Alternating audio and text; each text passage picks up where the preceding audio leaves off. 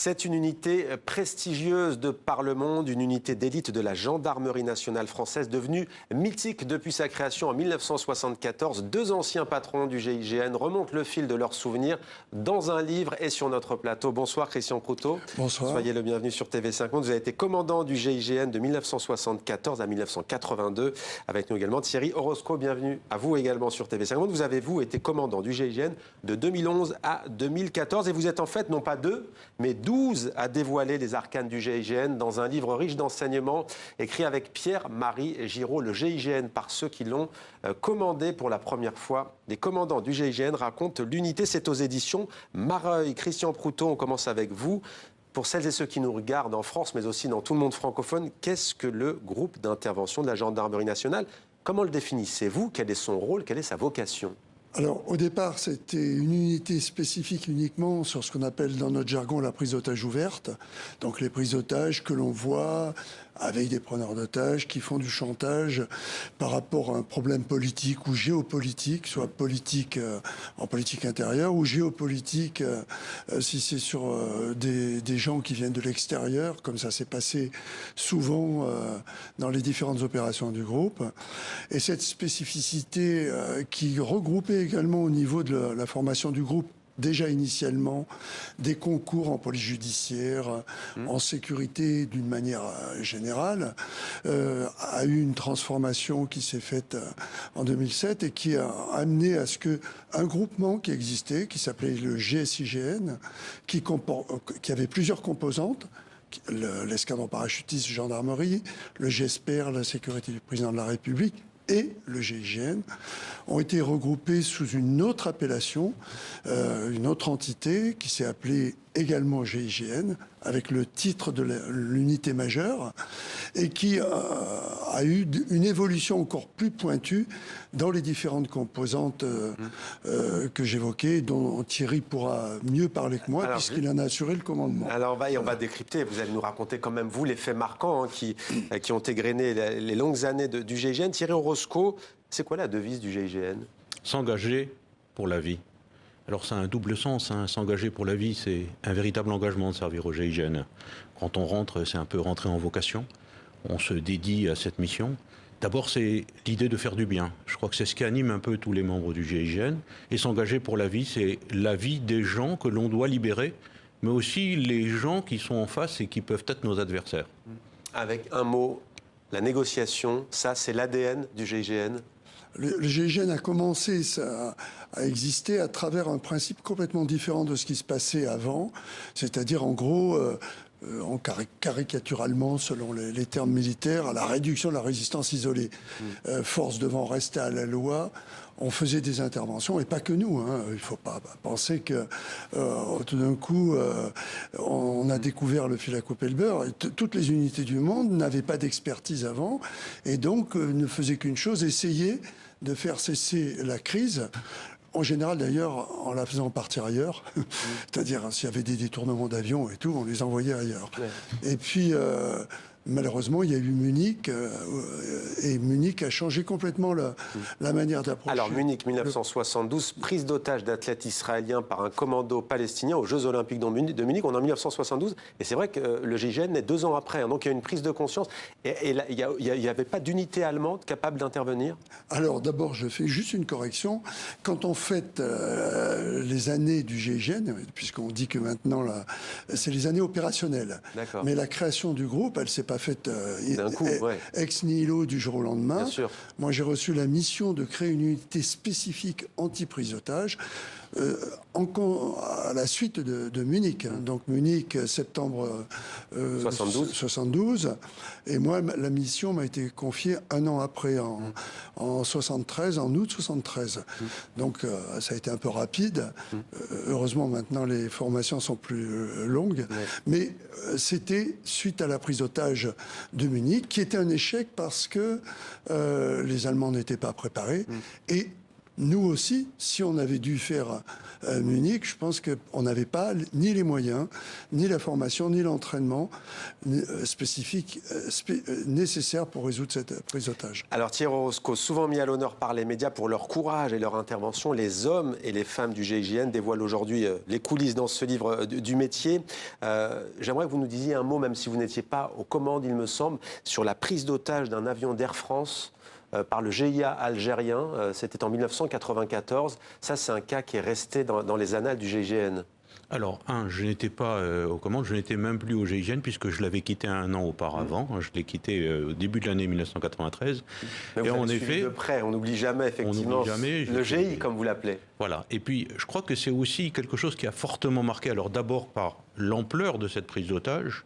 Le résultat, il n'y a pas eu d'otages sur le tarmac de Marignane qui ont été tués. 3 exécutés, mais pas à Alger. À Alger. Et la deuxième chose, c'est ces images de LCI qui ont été les premières images où on voit vraiment pratiquement en direct l'intervention. C'est une intervention exceptionnelle, aussi bien quand on le regarde avec un œil professionnel que je pense quand on le regarde en tant que téléspectateur. Parce qu'on s'aperçoit de la violence qu'il y avait à ce moment-là et du fait que ces hommes se sont interposés entre les terroristes et les otages pour ne pas que les otages soient blessés. Donc là, ils sont vraiment engagés pour leur vie et beaucoup ont été blessés dans leur chair. Et j'aimerais lire un extrait. Nous sommes 8 sur l'échelle avant droite et 11 sur chacune des 2 échelles de l'arrière. Un assaut, c'est extrêmement puissant, violent. Rien ne peut résister à un assaut du GIGN. Il y a une force collective à la fois par l'armement, la force physique dégagée qui permet de bousculer l'adversaire et de reprendre l'ascendant sur lui. Christian Proutot, dès les premiers mois du GIGN, en fait, vous avez voulu jeter aussi ces bases-là, en fait, à la fois dans la négociation et dans l'intervention opérationnelle. Rien n'est laissé au hasard. Oui, parce que d'abord, la négociation, c'est un élément dont on pourrait souhaiter, on espérerait qu'elle permette la résolution de l'affaire, un peu comme nous l'avons fait en 1981 avec l'hôtel Fèche et la prise d'otage du FLNC à l'hôtel Fèche, où ils étaient 32 armés avec 8 otages. Libération nationale Corse. Et où on a obtenu leur reddition. Mais c'est aussi un outil. C'est un outil parce que pendant qu'on négocie, on a le temps de comprendre la crise, voir comment... L'idée, c'est de gagner du temps, en fait. Voilà. Vous dites, en fait, on est rassuré quand le preneur d'otage, en tout cas, ou le forcené, il est derrière les volets, par exemple. L'idée, c'est de savoir où est la chambre, faire le tour de la maison. Et ça permet de construire une opération, des fois en utilisant cette négociation, pour créer les conditions les meilleures pour éviter le pire. Voilà. Mais il y a des moments où on sait très bien que l'issue... elle sera forcément opérationnelle puisqu'on arrive peut-être à un moment à un mur où la négociation, on sent très bien qu'il n'y a pas d'issue. C'est un peu ce qui s'était passé à Djibouti. Le GIGN, tout le monde ne le sait pas forcément, mais il intervient aussi à l'étranger. Je vais venir vers vous dans un instant avec l'OIADA. On est en Afrique, mais d'abord, je me tourne vers vous, puisqu'on a évoqué la Corse et le FLNC. Vous, un jour, il y a l'assassinat du préfet Erignac en 1998. Un homme est activement recherché. À ce moment-là, il est présumé innocent. Il s'agit d'Ivan Colonna. Vous recevez un coup de fil. Racontez-nous, vous n'êtes pas commandant, vous êtes membre du GIGN. Racontez-nous. Alors, c'est simple. La personne qui avait en charge l'enquête, Roger Marion, m'appelle un jour pour me poser la question comment feriez-vous si vous deviez retrouver Colonna? On pense qu'il peut être dans une zone qui fait 20 km sur 20 km dans la montagne corse. Est-ce que c'est faisable ou pas faisable? Là, on revient sur les fondamentaux du GIGN, c'est-à-dire qu'on fait appel au GIGN quand les autres sont en situation d'échec. Alors, c'est pas pour autant qu'on va réussir, mais là, on a posé des bases en disant, ben voilà, on s'engage à déterminer dans une zone. C'était l'hiver, on supposait qu'il était dans une bergerie. Donc en hiver, la bergerie est chauffée. Donc si on trouve moins de 3 bergeries chauffées dans cette zone de 20 km, on estime qu'on pourra ensuite mettre des hommes en place pour identifier s'il y a un homme ou pas, et si cet homme pourrait ou non correspondre à Ivan Colonna, en disant, on vous transmet la photo à Paris, et vous nous dites, c'est bien lui, arrêtez-le, ce n'est pas lui, ne l'arrêtez pas. Et pour ça, on a fait appel à des moyens qui sont des moyens colossaux, puisqu'on a fait appel à des vols de Mirage qui décollaient de France avec des caméras thermiques. On avait beaucoup de moyens militaires qui avaient été mis en place, bien évidemment, pour arrêter le supposé assassin du préfet Erignac. Puis finalement, l'opération ne s'est pas faite parce que ça coïncidait exactement avec les élections présidentielles. Et après les élections présidentielles, ce sont nos collègues du RAID qui l'ont arrêté à peu près dans la même région. Et que vous concernant, donc je le disais, j'aimerais d'abord quand même lire cet extrait aussi. On est au chapitre 4, le baptême du feu. Qui se souvient de l'Oyada, poste-frontière poussiéreux perdu sur la frontière entre Djibouti et la Somalie, et d'Ouvéa, avec sa grotte où s'étaient retranchés des indépendantistes kanaks. Peut-être se souvient-on un peu mieux de Marignane, on en a parlé, où un commando islamiste avait détourné un avion d'Air France qui voulait s'écraser sur Paris. Et puis plus récemment, il y a bien entendu Damartin Angouel et la mort des frères Kouachi, auteurs de la tuerie contre Charlie Hebdo. Vous concernant, c'est donc l'Oyada, on n'est pas en France. D'abord, dites-nous pourquoi le groupe d'intervention de la gendarmerie nationale intervient à l'étranger. Il intervient à l'étranger dans différentes circonstances, soit parce qu'on nous demande un concours, ça s'est passé plusieurs fois, et à ce moment-là, on n'apparaît pas officiellement, mais on peut apporter notre aide.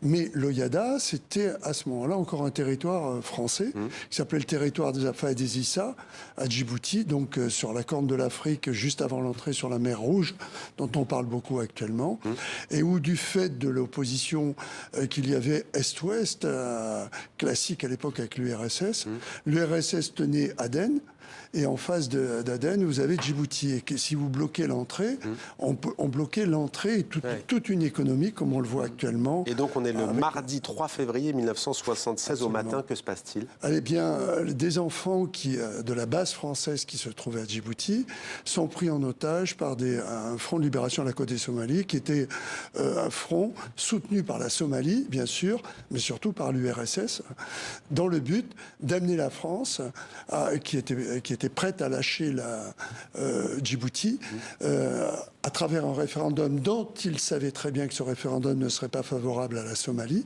donc resterait dans le giron, j'allais dire, d'influence français. Et ils ont pensé qu'en prenant des enfants de militaires en otage, qui allaient à l'école, qui avaient entre 5 et 8 ans, dans ce bus, il y avait 31 enfants, plus 2 adultes, ils arriveraient à obtenir une reddition, puisqu'il faut se souvenir qu'en 1976, le GIGN existait opérationnellement, je rappelle, depuis 2 ans, mais il n'y avait pas encore la crédibilité que l'on connaissait déjà quand il y a eu Marignane en 1994. Donc imaginez que cette unité interviendrait dans le désert, dans des conditions difficiles, puisqu'il y avait 4 preneurs d'otages au départ dans le bus et 32 enfants. Ils étaient à peu près certains qu'on céderait aux revendications. Comment ça s'est soldé ? Eh bien, on avait, suite à l'échec de Munich, où je m'étais rendu compte qu'il y avait des problèmes dans la répartition des tireurs dits d'élite, qui n'existaient à l'époque plus du tout. Il fallait un système de tir, avec un code de tir, qui faisait que les tireurs pouvaient tirer en même temps, dans la même seconde, sur plusieurs objectifs différents, se protégeant derrière des otages, sans avoir le risque de se tromper, comme ça s'était passé à Munich, où plusieurs tireurs avaient tiré plusieurs fois sur le même preneur d'otages. Donc, ce qui fait qu'à la fin des salves de tir, il restait encore 5 preneurs d'otages sur les 8. Nous, on était les seuls au monde à faire ce tir simultané, et le GIGN est encore actuellement la seule unité au monde à être capable... Et pas d'enfants tués ? Alors, il y a eu malheureusement 2 petites filles qui ont été tuées parce que quand on a déclenché le feu, on le savait, il y avait 8 preneurs d'otages. Au moment où on a ouvert le feu, il y en avait 5. Dans la même seconde, on a tiré sur les 5. Mais l'armée somalienne, qui ne devait pas riposter, nous a tiré dessus à la MG42. On a été bloqué, et le timing qui avait été mis en place, parce que ces opérations, et Thierry le sait très bien, c'est notre obsession, se joue à la fraction de seconde. Et il nous fallait 1 minute pour monter sur le bus, à condition de pouvoir avancer. Mais face à une mitrailleuse... Et je précise que c'est vous qui avez instauré ce qu'on appelle le débriefing, anglicisme, à savoir donc de faire le bilan des interventions et des opérations, de voir ce qui a été, ce qui n'a pas été, le forcené. Un facteur commun à toutes les générations, apprend-on dans ce livre. Et en fait, vous êtes confrontés, j'ai envie de dire, parfois la misère humaine, ça peut être, c'est pas forcément de la géopolitique, ça peut être, on a par exemple, on découvre dans le livre un homme qui tient un zoo et à un moment donné on lui dit votre zoo n'est plus aux normes, il va se retrancher. Une femme aussi, on découvre le terme sadothérapeute qui tire sur des gendarmes à nu. Le GIGN intervient. C'est ça la réalité de ces hommes aussi derrière le prestige. Tout à fait. Alors ça c'est le désespoir. C'est le désespoir de personnes qui en arrivent à des situations violentes parce qu'ils estiment qu'il n'y a pas d'autre solution pour eux.